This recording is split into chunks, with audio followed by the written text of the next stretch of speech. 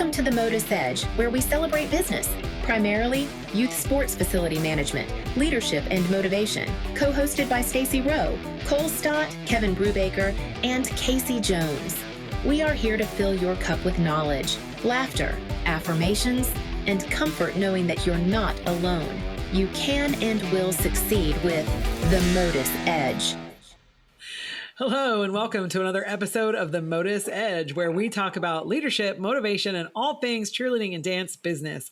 I am Stacy Rowe, here with my favorite co-host, Casey Jones, and our guest today is none other than the Orson Sykes, owner of Twist and Shout. We're super excited to have you back on the show today. You are here again. We didn't hurt you too much the first time, so you came back for more punishment. Man, I say this all the time, but I really mean it. Like I got a lot of favorite people in cheerleading, but none more favorite than Orson Sykes. He is just probably one of the most genuine, honest, trustworthy. Always been a good friend to me. Good person that I can always call and talk to, and I don't know. There's just there's just not many greater people than you on earth. So always too kind, Casey. I have a funny story to tell, Casey. So as you know, Orson is in the Pioneers of All-Star Cheer, and we did our interview, and I love talking to him, and he has this super dynamic laugh, and it just makes me laugh. Like every time that he laughs, it makes me laugh, and we laughed so much, I feel like, during the interview. And so I'm writing his chapter, and I think it's from my fiction writing. I have a habit of, when I write, I envision in my mind, I'm not even looking at the page, I feel like, because I can type without looking. I feel like I'm envisioning what's going on around me. So when I'm writing my fiction books, I'm I'm literally building the world around me in my brain. And that's where I am when I'm writing. And so when I was writing the Pioneers of All-Star Cheer, I was honestly envisioning the interview and the one-on-one conversation with the person, and Orson in my mind, he kept laughing, whatever. So anyway, I put in there something about Orson's I said belly laugh, I guess, which was maybe not the right word. And I sent everybody to their chapters, and he was like, I thought, everything's really great. He said, what did you mean by that belly laugh? And I was like, I just meant you have this epic, amazing laugh. And I wanted everybody to know about your amazing laugh. That's so awesome. Anyway. Well, I'm excited to be here, guys. It's always fun, getting to be able to talk shop with you guys. So I'm excited to be here. That's like awesome. I said, you're a great guy and an even easier guy to talk to. That's one of the things that I don't know, I love so much about you. You're just such an easy person to talk to. So if you've never talked to Orson, you need to talk to this guy. And he's really easy to talk to. I'll give you a cell phone right now. He likes to talk after work. I'm just kidding. Just call him around 10 o'clock at night after he's been coaching all day. Absolutely. For sure. Too funny. Oh man. So it's that time of year. We're just finishing up into season, about to roll right into tryouts. It seems like it never stops, but I do think we get a little bit of a break after now. But man, how's it been going in the season? All the rolling right into tryouts. I mean, it just rolls right into one thing into another, doesn't it? You guys, there is no rest for the weary. There isn't. And, you look at the calendar, you go, it'd be great if we could just take a whole month off right now, but it just doesn't work that way. You call the bank hey, we're going to take a month off this mortgage. Let your employees know we're going, hey, this is Twist and Shout Appreciation Month, so we're not going to pay you guys this month. Exactly. Everybody's volunteering this month. Okay, we're going to. No, it doesn't work like that. So, but it's kind of crazy because, the planning starts way before that. And then, and it's weird. I don't know about you guys, but from Worlds, I stay over, I stay over through Summit. And so I've done it all the different ways, back and forth. The back and forth exhausts me even more, I feel like. And it's expensive, especially to fly everybody back and everybody, it's costly. Yes. And you would think, okay, you're in Florida. You go to Worlds one weekend. and then you're staying for a couple of days, and then you have the summit. But it's not like that. I mean, because you finish Worlds typically on a Monday, and then you might have Tuesday to kind of regroup to get done with the World Cheer Hangover. And then all of a sudden you got kids flying in on Wednesday, and then you're starting to practice on Thursday. And now, it's like you're competing on Friday again. You know what I'm saying? Yeah. Like, if you got an international team, sometimes they're competing on Thursday. Goodness, so it's no time to get bored down there. It's not like you're bored and hanging out by the pool. Exactly. That is the thing. Now, I don't know, Orson, if you guys do this, but I feel like now there's so many programs that are doing, like a end of season event for some of their younger, lower level teams, maybe the week before Worlds or maybe 2 weeks before Worlds. And they're kind of wrapping up like maybe Youth 2 and, minis, whatever, like that's kind of their big shebang. Or, and then they're going to Worlds, and then there's teams coming to the summit. There's programs that are bringing teams to the summit and the One Prime finals that are going on simultaneously on that same weekend. So their coaches are kind of dividing and conquering, and so that's an option. And then some of them are doing different events that are going beyond for like we've got all these pockets of teams inside of our facilities. And I had a coach actually stop me at a competition, and she was like, "I'm so glad I bumped into you." She's like, "I really just need to talk to you about I need some advice on how to manage all of this. My staff is like, we're exhausted." And I'm like, I actually don't know. We're gonna have to figure that out together. Orson alluded to it, but that's the thing. Somewhere along the way, and I feel like this was a while ago. I think we've been ahead of the game, but somewhere along the way, we figured out that we could not plan tryouts during tryouts. Nor could we plan tryouts. While we're in Orlando at Worlds and Summit, so if you're not planning that in December or January, you're behind. That's what I was going to say. That's that. Yeah. We say that in our gym. The next year starts in January. We got a couple of little competitions we got to finish up. Yes. But the reality is next year. I mean, because the time when you hit January, you blink and season's over. So if you haven't planned all those things. Which is crazy. I think just for anybody that doesn't know, I just kind of want to speak this out loud, gentlemen. So come January, right? You've got your half year program that's started. They're probably getting ready for their first competition. You've got their uniforms that are coming in. Like you've got this whole new program that just started. You're starting your All-Star. You're preparing for the upcoming All-Star season. You're starting to prepare for postseason events of the current season that you're in. You're probably starting to design a new uniform if you haven't already, or new practice wear or whatever for the upcoming season. Then you got to get your post-event, season practice wear items designed and ordered and all the things. And then you have to have that, like prepare and plan for the actual parent meetings for the upcoming season, you're booking travel for all the postseason events, all the postseason showcases and end of season hoopla. And I didn't even mention a banquet. And what am I forgetting? I mean, that is what is happening at this time of year. And the bags under my eyes, like, oh my gosh, I can't. And not to mention, I mean, that's just for the athletes and parents. Then you got to figure out, well, who's coming back next year? Who's going to be coaching? Right. Okay. Oh, well, they may not come back. Okay, so now I got to hire more people. Or I don't want this person to come back. Or not whatever. All the things. There's all the things. That's not a good time to tell them either. Hey, listen, I need you to finish out the rest of the season, but you're not coming back next year. So make sure you do a good job, though. Oh, wait.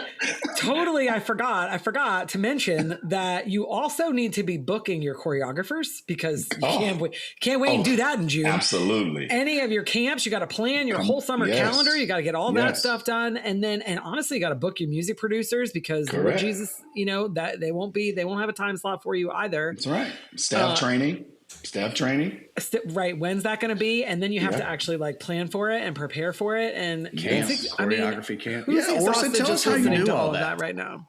It is. And I don't know about you guys, but some of the directors, you're having them do these tasks or giving them these responsibilities. And a lot of times they're like, I'm just trying to finish the season, and it's like, well, I know you're trying to finish the season. I am too, but we have to also plan for next season.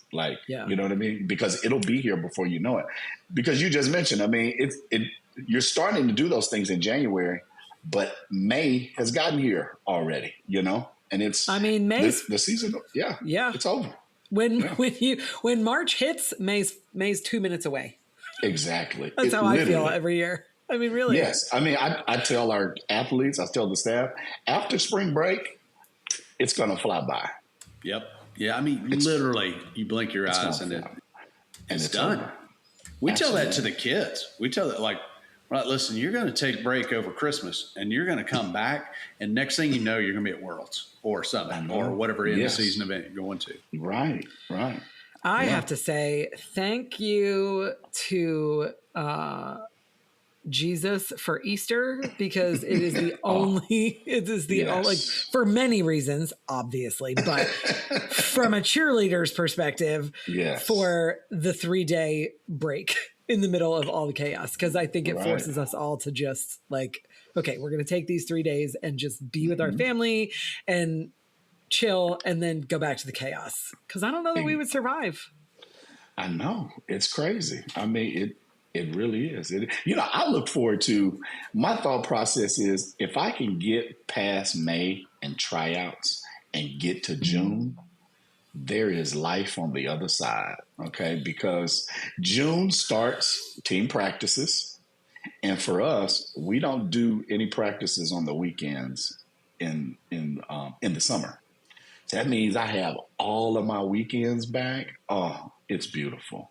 And we're kind of on coast mode to some degree, we're in training mode. So you're not preparing for a competition. You're not really trying to book travel and doing all that stuff. You're just training and you got your weekends. I love the summer. Man, I agree. Remember when summer, and I don't know, we're on year-round school here. So goodness gracious, summer's 8 weeks now. But I remember when summer used to be 12 weeks, and I wanted it to be over because we weren't making any money. That's back when things weren't always year-round. We were starving through the summer. We were trying to drum up business, and I would work. I would work in the summer 3 times as much because I was at the gym at 9 all the way through 9 because I was having to run summer camps to pay the bills. So there you go. I used to want summer to be over, and now it's I wish we had a little bit more time. But man, I have literally lived my all-star career like you described, because I realized early on, once things got kicking and picked up, and it became year-round, they talk about some people living for the weekend, and I didn't live for the weekend, but I lived for that, the breaks. Spring break, those things summer break. If I can make it to spring break, I know we're going to get to go to the beach for a week. If I can make it to here, I know we're going to get to do this. And that is the thing I think that's important. Man, take those vacations, take that time with your family, do that stuff because, we don't know how long we got it. But we work so hard, you got to take those time when you do have a break.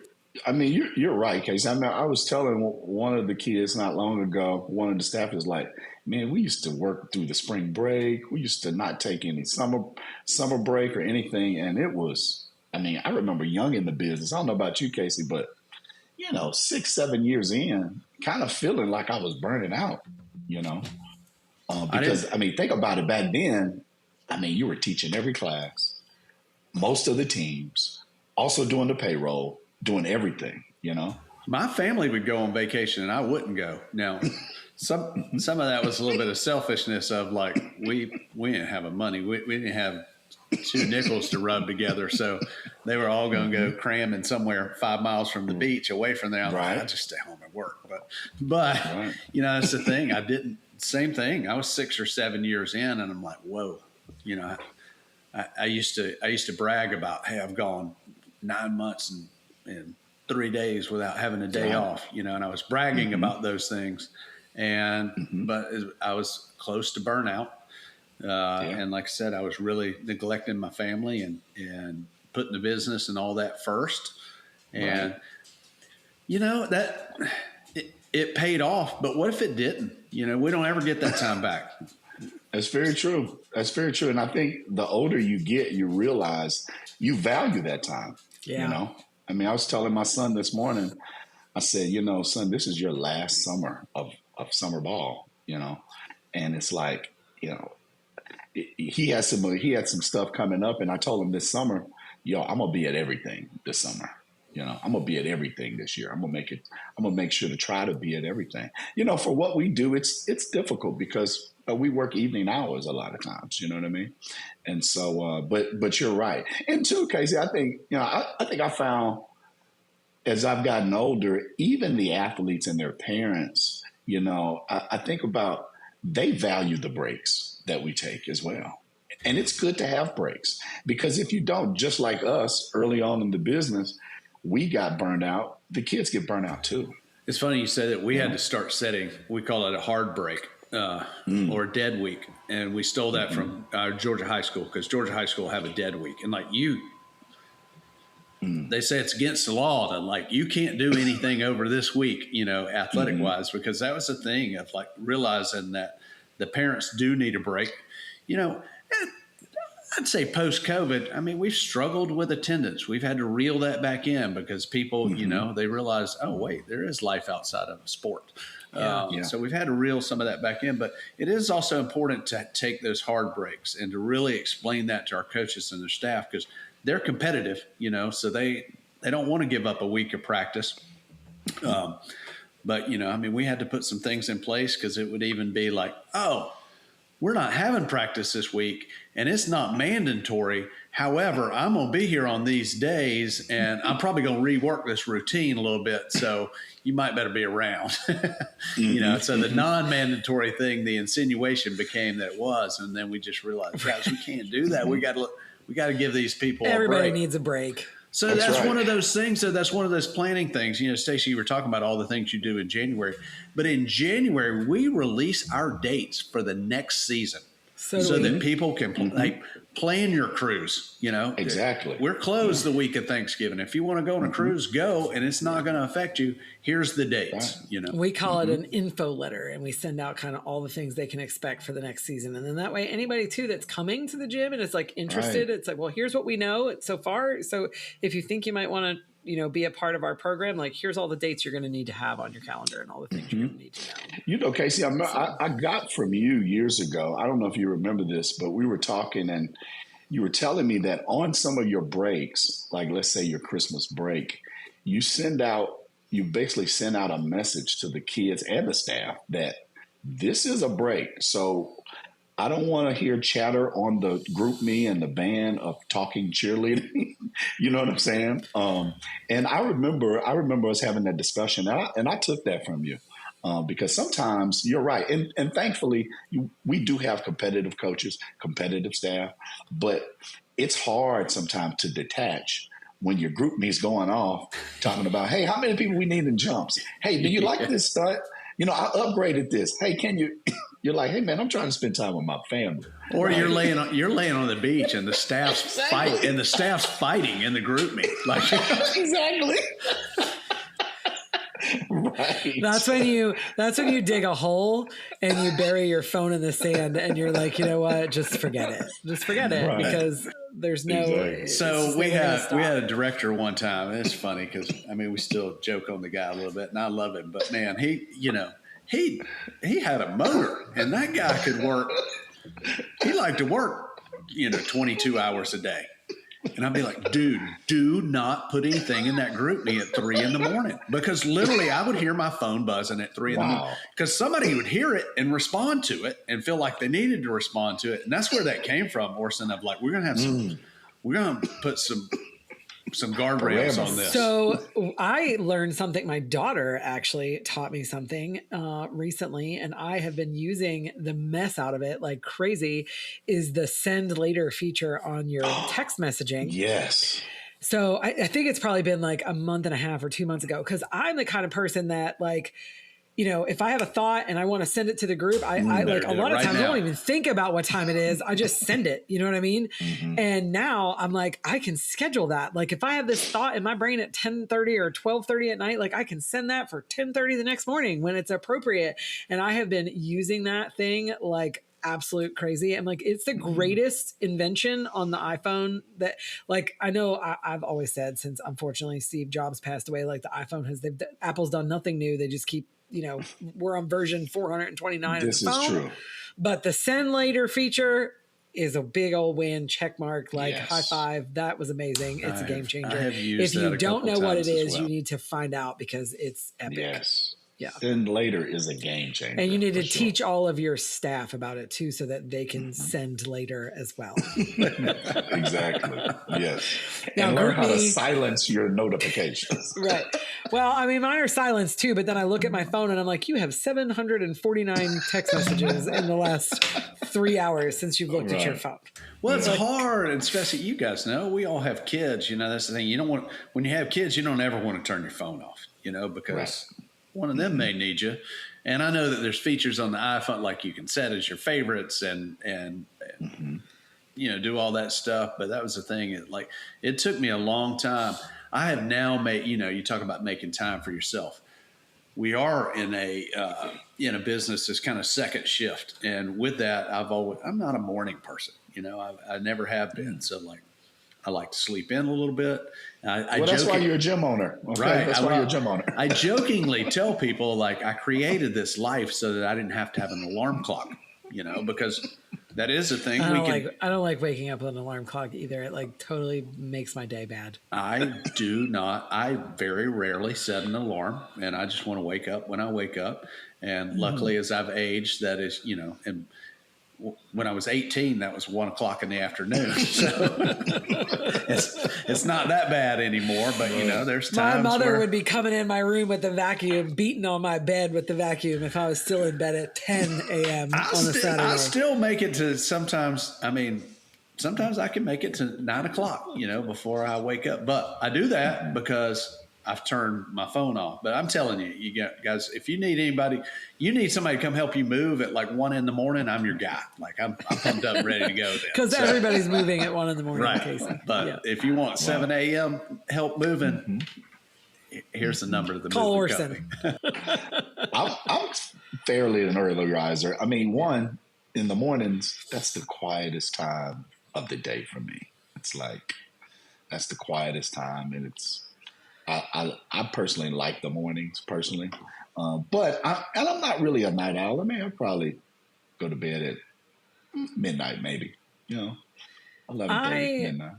I did not used to be a morning person. Well, actually, I'm still not a morning person, but I do get up early now because I have to. You know, I don't have to, but I want to get up and see my kids off and all that jazz. So I'm up early, but I prefer to sleep. I prefer to sleep until, like, honestly, if I could sleep till 8 o'clock every day, even that would be just amazing. Like, I don't need to sleep till 10 or 11 anymore, but Yeah, me either. you know, if I could sleep till 8, that would be awesome. But here lately, y'all, I feel like I am in Alfred Hitchcock's The Birds because Orson, my house on all 4 sides, we're being attacked by the birds. I do not know what is happening. You got to burn your dryer.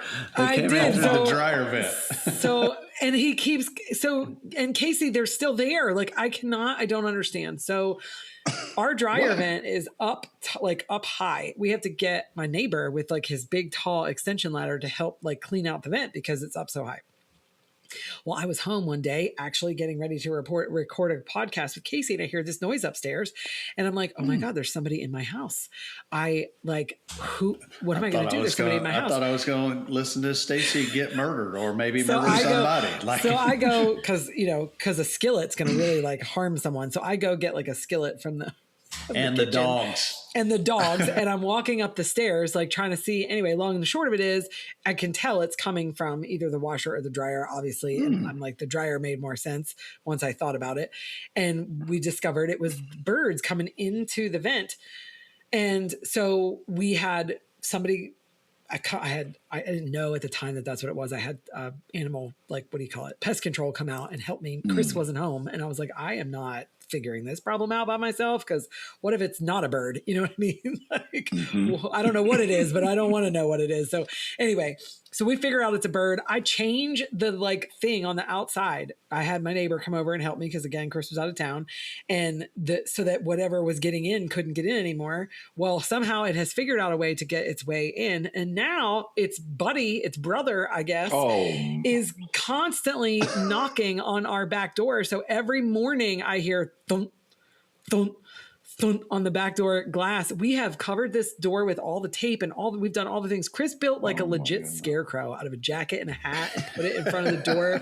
And the bird, they won't go away. And now they're doing it on our front window. And I'm like, why are all the birds trying to get into our house? What do I was do? going to suggest a ventless dryer. You know, I've got a washing machine dryer combo, and one machine does both, and it doesn't have a vent. So, but it sounds like they're trying to come in through the door. I was going to say I might have to do that, but that doesn't fix my other problem. So I don't know, Orson, if you're a bird whisperer or if we have any listeners that are bird whisperers, but I could really use some help on my bird problem. I don't know what to do. That's a crazy problem. On top of all the chaos of the season. So, you know, and they leave like bird doo-doo everywhere. So I'm having to clean that up constantly because they're flying in. It's just, hey, I hear it's good luck if one poops on you though. So, well, that's so funny. One year at Worlds. It's not pooping on me. It's pooping on all my things. Pooped on my son's soccer shoes. This was like 20 years ago. I'll never forget this. We're early days of Worlds, and we're down there, and there was a girl on orange. We're walking around, and bird comes up, like poops in her hair. And I'm just horrified, disgusted. And she is like, yes, this is awesome. This is the best sign ever. And she had heard somewhere that was good luck. Like, and she was so excited that this bird pooped in her hair, you know. Oh my. Pretty little cheerleader. You would think they'd be horrified by that. It's the exact opposite reaction. So like she is pumped up that this bird pooped in her hair, and I think they won. So I think she was right. It was good luck. So that's hysterical. Crazy. That's crazy. All right, Casey, is it time, do you think? Dad joke time? Yeah. All right, let's do it. I think dad jokes are more fun than bird poop. Or maybe not. I don't know. Who knows? Well, my dog ate a bunch of Scrabble tiles, so we took her to the vet. No word yet. Boom. Orson's like, wait. I don't get it. Where's the punchline? Ate the Scrabble. She ate the Scrabble tiles. To the vet. Probably waiting on her to poop out a word, since we're talking about poop. Now the dog's going to poop out a word. So no word yet, though. You'll be here all week, huh? Right? Yeah. Exactly. Maybe we should leave the jokes to the comedians from now on. I told you I should be allowed to write my own material. Anyway, send us your favorite dad jokes so we can share them on the show and give you a shout out. You can submit them on our new website, themotusedge.com, or DM on social media at Join Motus. We're going to take a second right now, tell you a little bit about the wonderful book that Stacy Rowe has written called The Pioneers of All-Star Cheer. Pioneers of All-Star Cheer takes you on a sweeping journey from the first chance of 1898 to the electric high-stakes world we know today. With insider accounts, rich detail, and intimate pioneer profiles, this book pulls back the curtain on the evolution of creativity, community, and the relentless pursuit of excellence. Pioneers of All-Star Cheer is available now on Amazon and online anywhere books are sold. Learn more at srfabrico.com. That's srfabrico.com. Pioneer of All-Star Cheer. That's right. Orson, you know somebody in that book, don't you? Very cool. Oh, how cool is that? You know somebody in there. Yes. Great book. Awesome. Great book. Did you actually read it? I mean, it's a very thick book, Stacy. Okay. I mean, did you actually read parts of it? I've read some of it. Yes. All right. Perfect. Yes. Perfect. Some interesting. I know a lot of people in the book, and some interesting things that I didn't know about. I know it was fun. It was kind of fun learning all of those facts, to be honest with you. And I wrote it intentionally the way that I did, like you said. You know, you don't have to read the whole thing cover to cover. You know, you can read the history, you know, which is a pretty good chunk, but it's not that big. Yeah. And then you can go and pick and choose, you know, the people that you want to read about, and you don't have to read it all from cover to cover. You know, my dad, my 78-year-old dad, who all he knows about cheerleading is this, you know, the thing that they didn't want me to do for a long time. So, but that's changed. But he read it from cover to cover, and it was pretty interesting. Yeah, he did, because he would actually call me and ask me some questions. And hey, did you know this person and this and that and the other? But he read the whole thing, and then my mother, who is actually more of a cool. My mother, who's more of an actual reader, like she enjoys reading. She was the opposite. She read it more like you, Orson. She's like, well, I read some of it, and then you mentioned this, and then I read that, and then she kind of jumped around. So cool. I do think that is a cool thing about the book, Stacy. Like, you can read it all, which you should. It's really cool, but you don't have to. You can read different sections or bounce around in it. And I mean, how incredible that you wrote a book just a year almost. I mean, not even a year. To, the untimely passing of Jeff Webb. It's heartbreaking, actually. Yeah. It really is. And he was very what's the word I'm looking for? Integral. He took a lot of time, with me and that book specifically, specifically for his chapter, of course, but the history as well. Like, he read the history before the book was published and really helped, just he cared and wanted it to be great, wanted it to be right. And we spent a lot of time together through that. So that hit me a whole lot harder than I ever would have thought it would, to be honest with you. I couldn't imagine. It's shocking because, he's in such, 76 years old, but goodness gracious, he looked 56 and in great shape. That's one of the things we were talking about a second ago, of taking the time and taking those vacations, and that happened, and we lost a great person, but that also, it slows you down, and it's like, man, you just don't know when it's your time, so you've got to make sure that we live every day to its fullest. Absolutely. And, I thought it was, just think, he had an opportunity to be in the book and to share his story, his thoughts, probably some of the last thoughts he would get to share in front of people that helped create the industry. You guys, I'm sure, recorded a lot of that footage. We did. That's a special time. Just think, if you'd have waited another year, it'd been different. So, it's funny that you say that, Orson, because everything happens for a reason. And Casey can attest to this, Casey and Cole, when we were talking about doing all of this, I really put my feet to the fire and was like, go, go, go, go, go, go, go, go, go, because I just felt like I had this. You remember me, Casey, saying like, it has to be out. It has to get out. It has to get out. It has to get out. Like, the industry needs it, and it needs it right now. And they were like, it's okay. Like, cause they could see that I was really running myself ragged. Like, I was, it was a lot of work and effort. And I just was, for whatever reason, I don't know why, but I was just like, it has to happen now. It can't wait. And I was doing several interviews a day. And then obviously to get all that information and compile it all and then write the book, it was a lot of work. And then it all had to be edited. It was finished.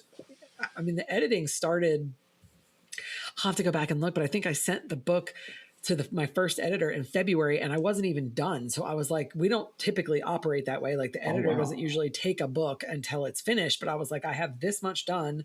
And I explained kind of about the chapters and how it works. And I was like, it's okay. Like, if you can edit the couple chapters that I do have, you can help me kind of process, because she was a developmental editor. So she wasn't actually like correcting sentences. It was more about how the book was put together. Does it make sense?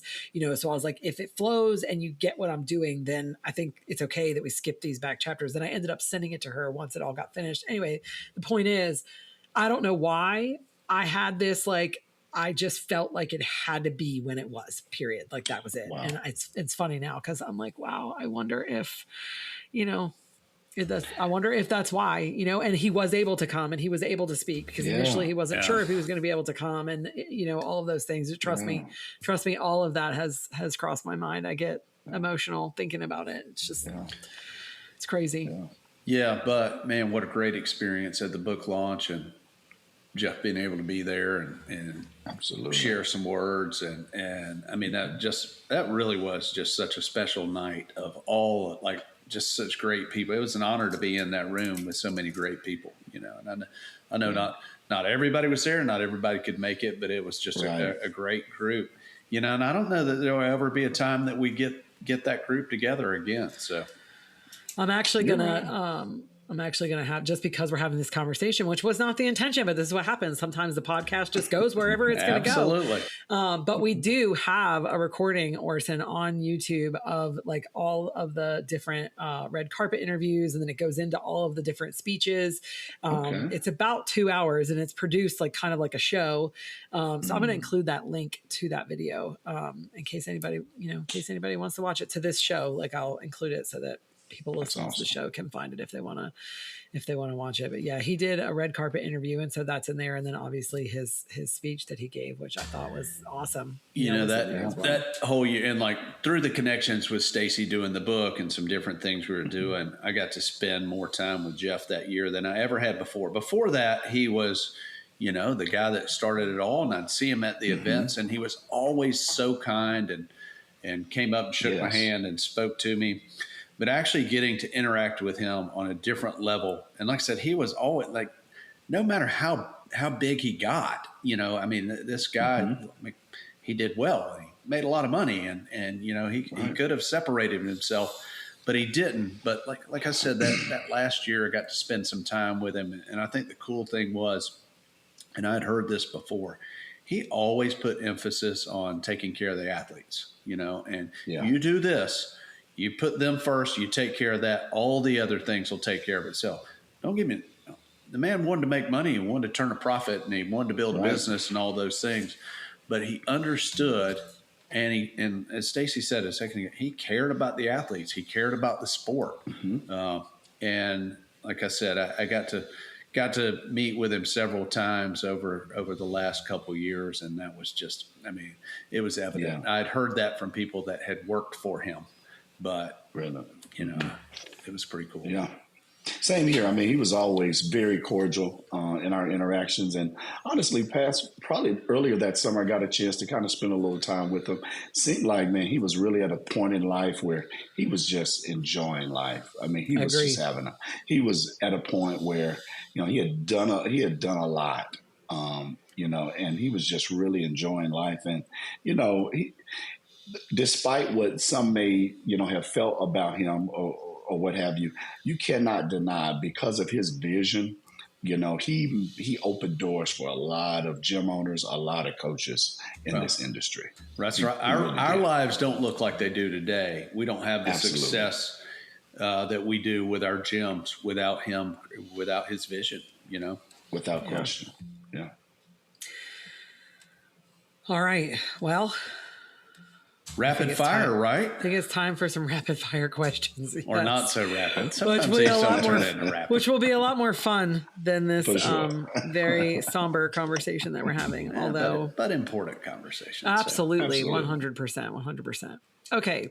Orson, you ready? I'm ready. Do you prefer handwritten notes or typing? When you write a note, you prefer to write it down, or do you prefer to type it out? I prefer to type it out. Because I can always get to it. And I have a lot of notes in my phone. I don't know about you all. I'm a person that I collect a lot of data, meaning if at the end of the year banquet, I make a note about it. Like, hey, we did this great. We did this bad. We got to change this. We got to do that. Pretty much everything.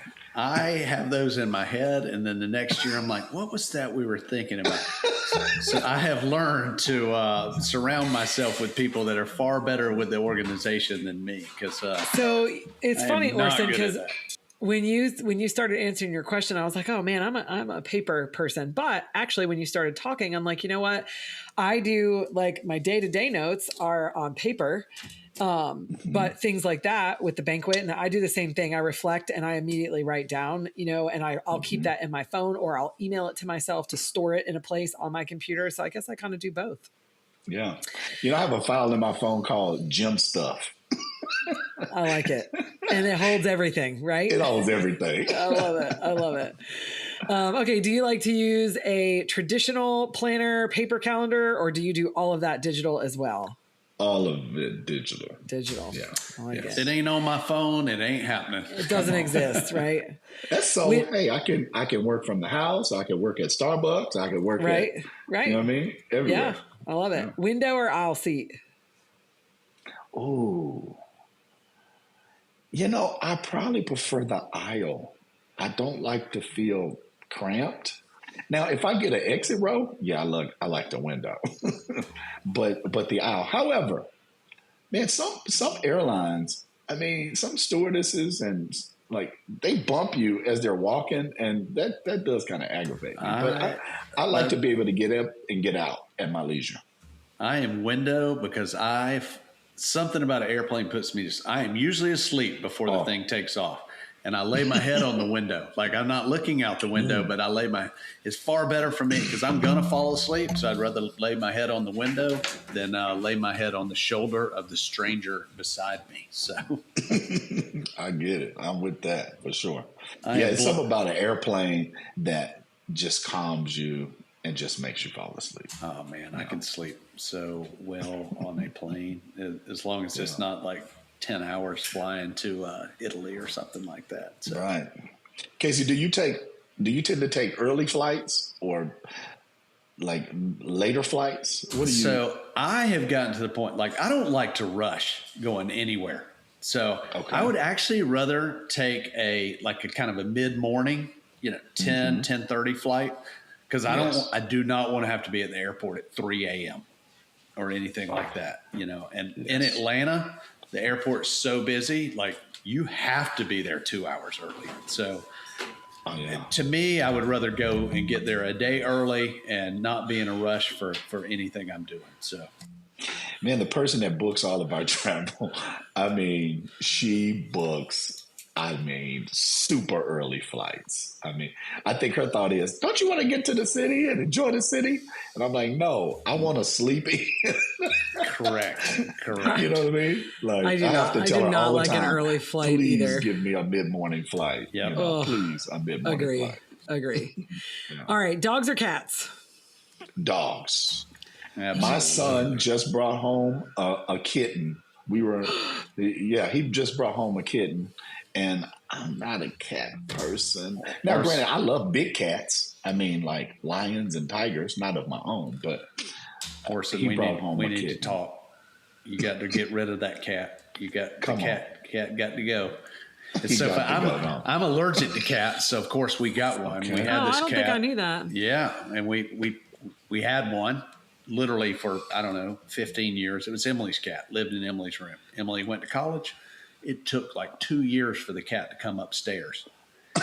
And this cat who was fixed and never had an issue when Emily left, it sprayed our entire basement. And that smell, I had to rip out everything, all the flooring, throw away all the furniture, everything. After the cat passed away, literally thousands of dollars to replace everything down there. And Emily thought it'd be a great idea to bring 2 more cats home. And one of them got sick and did it again. And I was like, never. Luckily, Emily's married and those 2 cats live with her now. But I'll never have a cat again. Unless it's an Casey, outside thank cat. you for that story. Okay.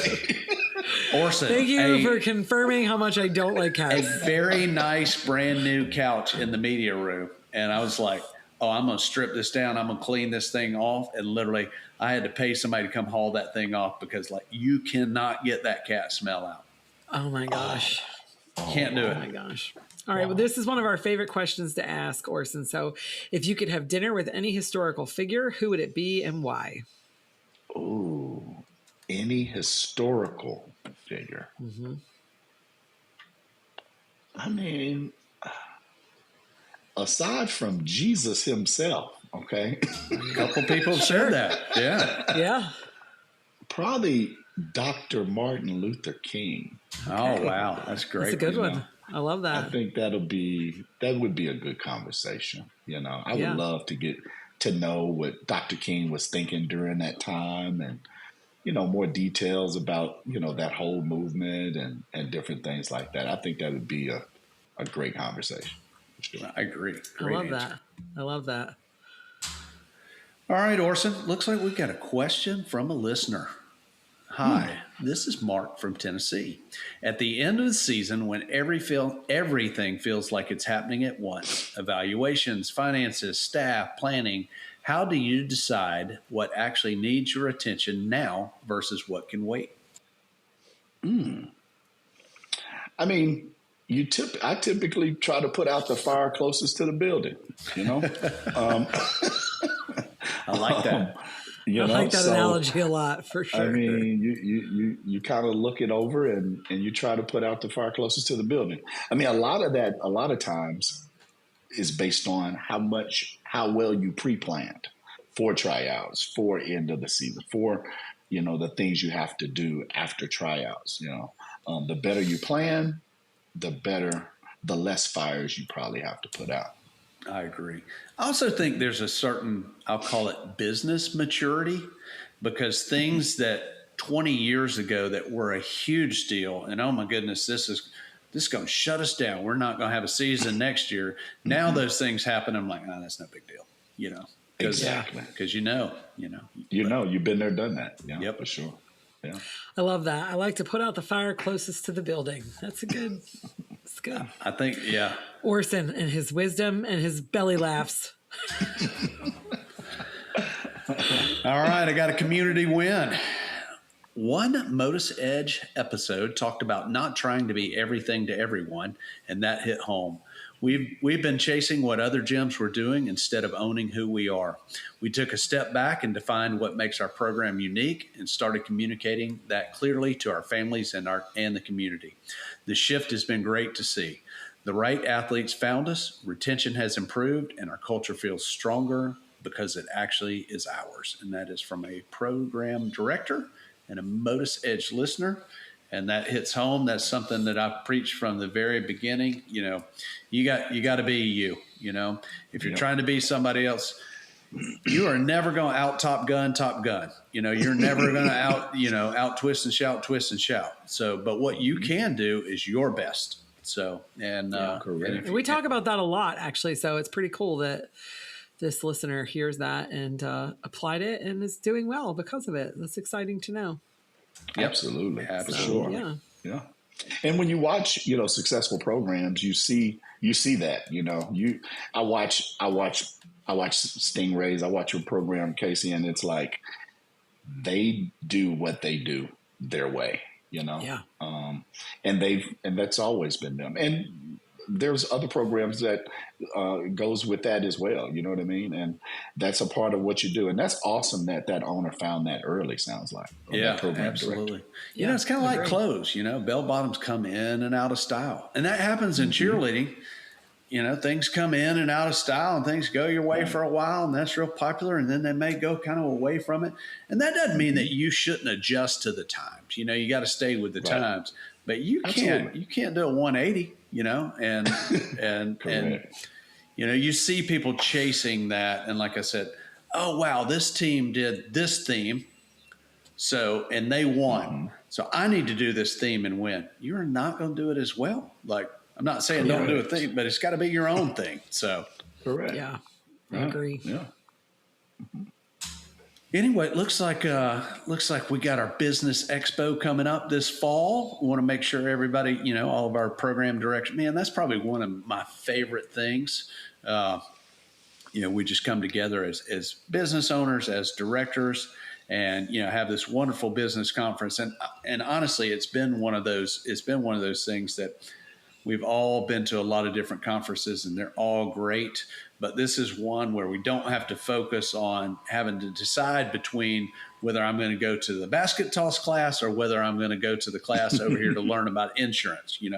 Insurance may actually be more important, but everybody's going to always choose the basket toss class. So we focus on business. We focus on those ideas. So we've got a good speaker lineup and some good classes for this year too. I'm really excited about that. And then a surprise yet to be released. So absolutely. Stay tuned. Super excited. And we're going to be recording a live podcast from the MotUS Business Expo like we did last year. So that'll be super fun and looking forward to that. So make sure that you tune in to the podcast the Wednesday after conference so that you can check out all the things and tune into the live podcast. Orson, you need to put your boots on and come on to Nashville when you be on the live. It's going to be a good one. I may do that. I mean, you all do a great job with the MotUS conference. And, unlike us back in the day, Casey, there were no conferences like that. Not at all. We were making it up as we went. On your own. You had to wing it.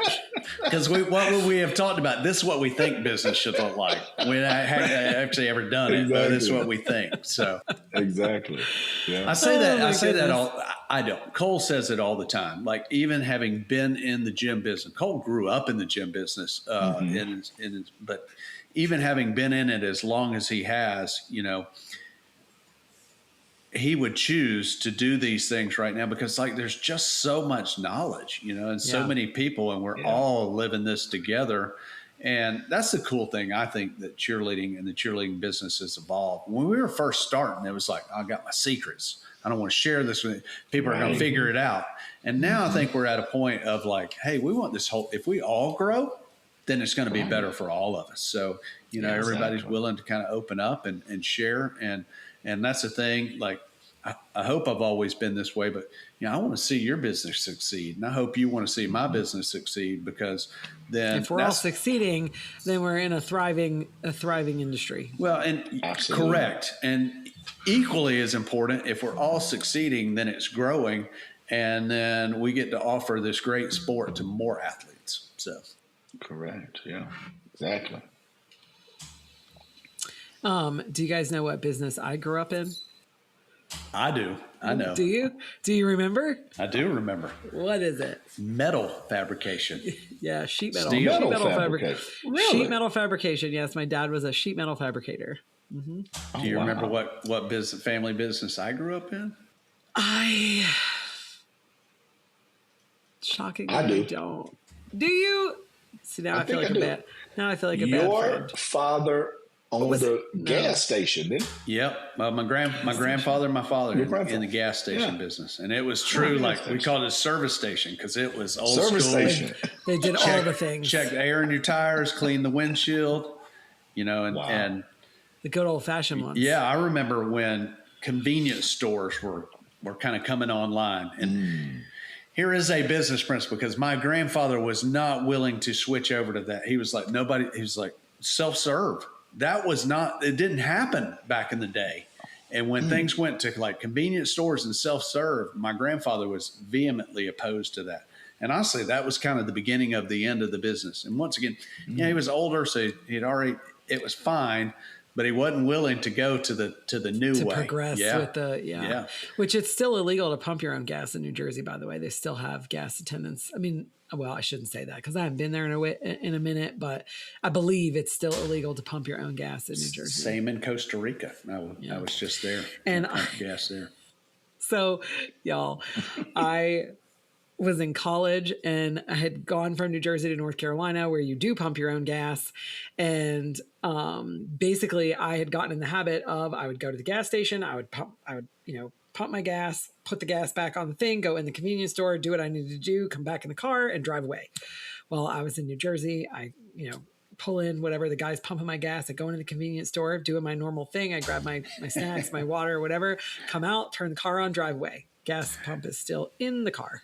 Luckily, having been in the gas station business, I know that there's a nice safe. Those things can disconnect pretty easily. And yes. It was pretty crazy. Every now and then I see a car dragging one of those down the road, still in the thing, and just chuckle. I was so embarrassed, and they were so nice. They were like, you can come back and pump your gas. And I was like, oh, heck no, I am getting out of here. I don't want y'all to even remember my face. I was so embarrassed. I did that one time, and the people around, I saw a couple of guys, sprinting, trying to get out of Dodge because the gas was spurting everywhere. Yep. And they were sprinting. And I I was in college, actually. So was I. So see, I don't feel as bad now. Thank you. And then some old guy, how am I going to pay for this? Yeah, and then some old guy probably smoking a cigarette came out there and turned it off. Yeah. Oh man. Thank you, Orson, for making me feel less bad about myself for driving away. I've done it. That's great. I've done it. Oh my goodness. All right. We have a review from Tyler in Alabama. It says the MotUS Edge podcast has a way of saying things that most of us are thinking, but don't always say out loud. It's real, it's direct, and it's rooted in experience. It's taken ideas from multiple episodes and put them into practice. I've taken ideas, from multiple episodes and put them into practice immediately, from how I communicate with parents to how I lead my staff. It's one of those podcasts that truly makes you better if you're willing to listen. That's pretty cool. Thanks, Tyler, from Alabama. Awesome. We had I think it was like a karate studio or something. I don't know. Sometimes we get people from like other businesses, which I think is kind of cool too. I think that's really cool. Other industries. Yeah. Yeah. So, yeah. Well, Orson, thank you so much for being here today. You're always a hoot and a fun time. Yeah. Yes. It's always fun hanging out with you guys at MotUS. You guys do an amazing job too, by the way. I think the platform that you guys have created, making it to where business owners and gym owners can get together, share industry secrets and different things like that. And more importantly, really encourage each other, because there are times that when you're a business owner, sometimes you feel like you're by yourself and you're all alone and nobody understands. You're in the hole. Yes. You got a night in the hole or a week in the hole or a month in the hole. Yeah. Yeah. It can be lonely. It can be very lonely. So kudos to you guys for creating a platform where, gym owners can help each other grow and improve. So thank you. Thank you so much. We appreciate that. Yeah. Be sure to subscribe to our YouTube channel at the MotUS Edge and check out our video shorts, like and comment. We love to hear from you. Give us a follow on Instagram, Facebook, and X at Join MotUS, or check us out on TikTok and LinkedIn at the MotUS Edge. And be sure to check out our new awesome website, themotusedge.com. Follow our show wherever you listen to your podcast. And if you like what we're doing and you want to hear more, leave us a comment and tell all of your friends. And hey, if you're a gym owner, join the movement today and sign up for MotUS. You just heard all of the great things that Orson said, which is awesome. So thank you guys so much for listening, and we're excited for you to have the MotUS Edge. Boom. Bye, Have a great day, everyone. Thank you for listening to the MotUS Edge. We hope you had a blast. Join us next week for more on business, leadership, and motivation. Subscribe and follow the show where you get your podcasts. Subscribe to our newsletter at joinmotus.com. The MotUS Edge podcast is produced by ClantonCreative.com.